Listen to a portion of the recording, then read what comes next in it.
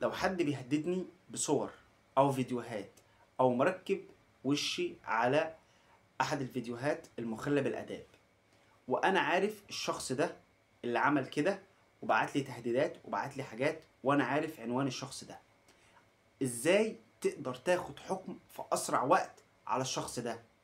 بكل بساطة هنعمل جنحة مباشرة على الشخص ده بموجب عريضة طبعا بيعملها محامي، وبعد كده بنكتب فيها تفاصيل الواقعة اللي حصلت بالظبط، وبعد كده بنكتب عنوانه، وبعد كده بناخد العريضة دي وبنروح بيها النيابة وبناخد تأشيرة من النيابة وناخد تأشيرة من الاسم، وبعد كده بيتم إعلان الشخص ده، ونفس اليوم اللي بتتعمل فيه الجنحة المباشرة بيتحدد ليه جلسة.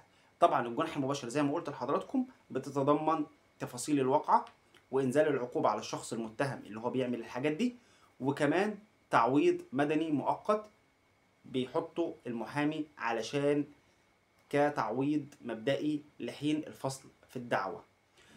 الجنحة المباشرة يمكن اللي مختلف فيها عن الجنحة غير المباشرة اللي هي بتعمل المحضر في الاسم، ان الشخص في حالة استئناف الحكم ما بيحضرش بشخصه، ولكن ده ما يخليش المحكمة انها ما تقدرش ما تستدعيهوش. يعني لو المحكمة عايزة تستدعيه في الاستئناف هتستدعيه، ولكن في المجمل في الجنحة المباشرة ممكن يحضر عنه شخص وكيل غير المتهم في القضية.